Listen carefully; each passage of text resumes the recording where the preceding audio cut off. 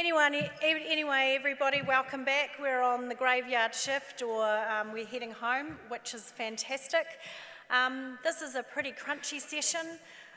From the perspective of Infrastructure New Zealand, this is something that matters a lot to our members, and this is the third time we have undertaken the Infrastructure New Zealand Procurement Survey.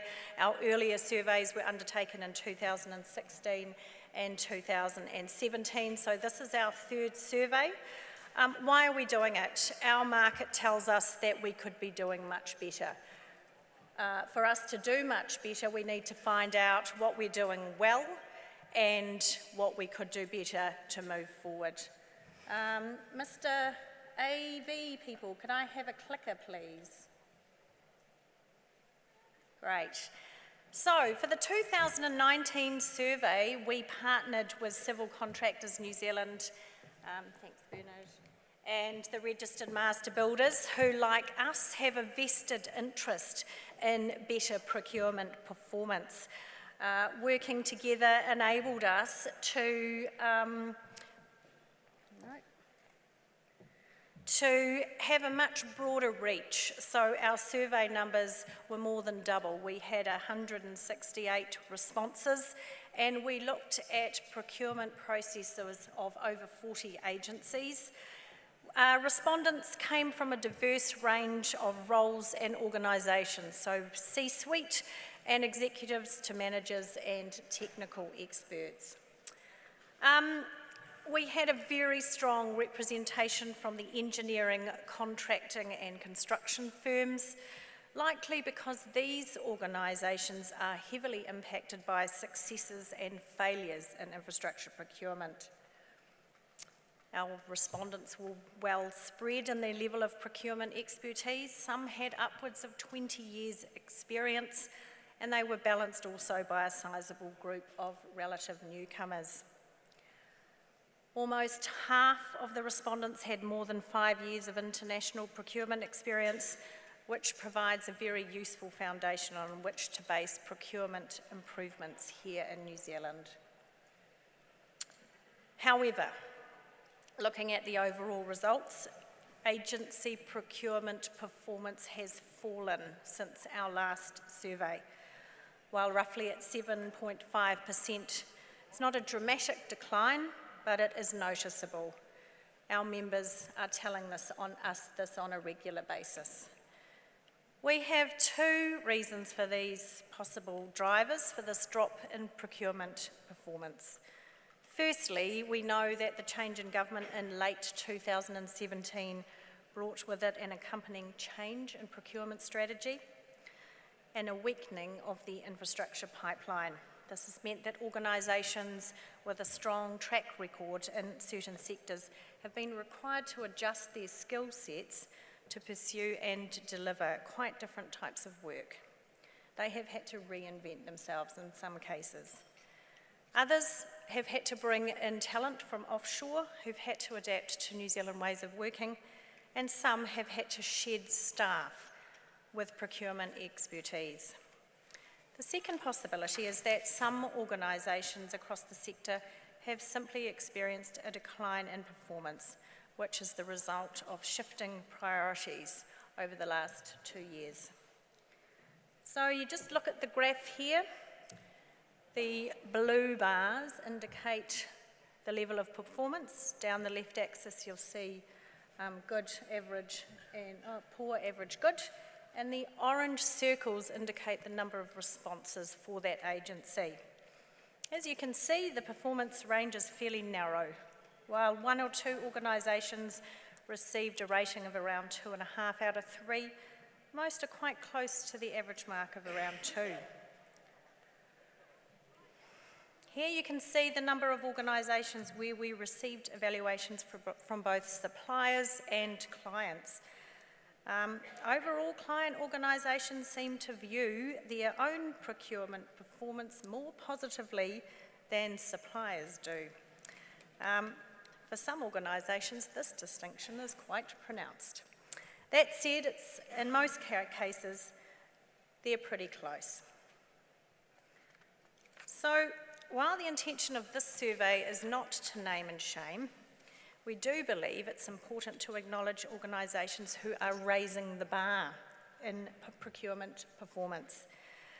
This year's survey showed a clear group of organisations that perform significantly above the rest of the group.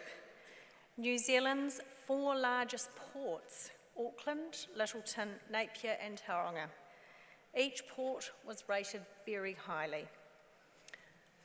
On the top half of the screen you can see the organisations who were rated above average. If your organisation is one of those listed, congratulations. You are doing well with your procurement approach. We wanted to understand more about what the top performing organisations, what made them so successful.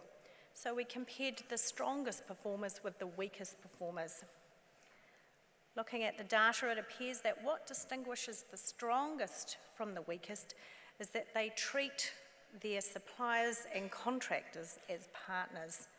Many respondents felt that too few organisations act as genuine partners with their suppliers, and as a result, they miss out on many potential benefits and cost savings.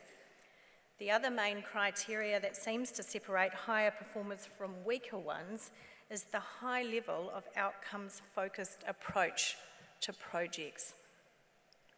Our respondents told us that many agencies focus too much on process without considering the overall project goals or assessing if the project actually delivered their desired outcomes.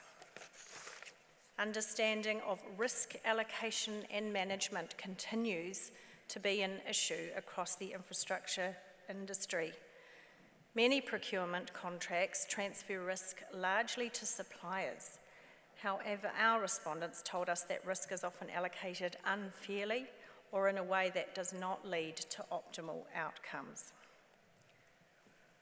Across all organisations, performance in certain criteria increased in some areas and decreased in others.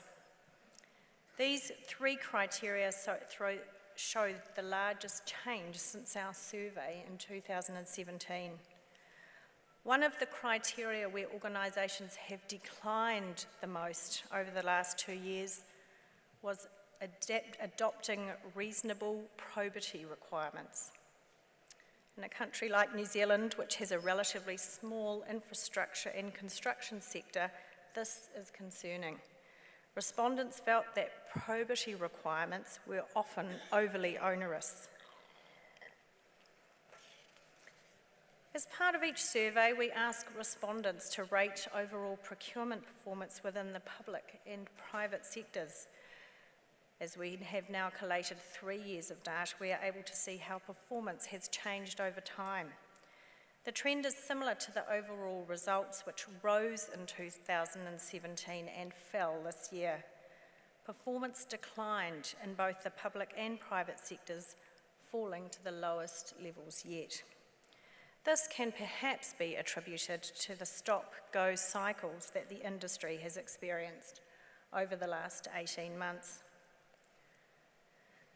As well as an overall performance rating, the survey also requested written feedback. The comments provide useful insight into how respondents view each sector's procurement approach. You can see the answers up there. There are no surprises.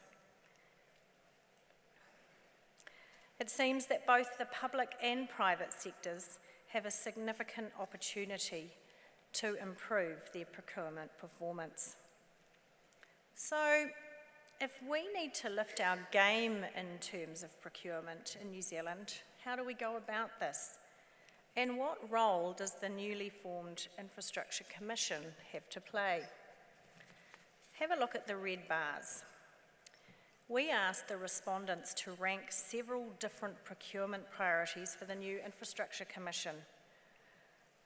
And in line with you, Bernard, respondents told us that the top priority was publishing a pipeline of infrastructure projects. It is encouraging to see that this work has already begun with Treasury, and we hope that the Commission will build on this work, ensuring the pipeline remains current and relevant for the industry. This is clearly something the New Zealand infrastructure community feels strongly about and has for some time.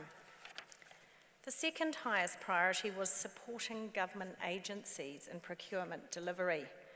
With the marked decline in procurement performance indicated in the survey, there is clearly a need for support.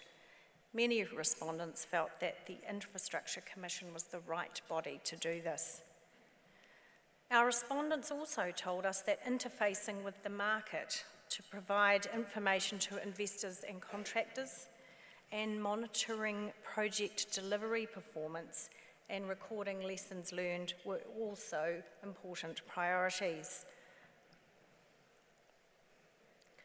This slide highlights some of the key feedback on the operation of the Infrastructure Commission. Respondents want the Commission to have good representation, and this was demonstrated yesterday with the announcement of the board members. Respondents also want to understand what the Commission's role is. These things will have a fundamental impact on the Commission's success. Reflecting the industry's increasing focus on social outcomes, we included questions about social procurement for the first time in our 2019 survey. For the purposes of this survey, we defined social procurement as procurement that generates social, cultural, or environmental outcomes beyond the typical goods and services required. We asked respondents to provide leading examples of social procurement in New Zealand.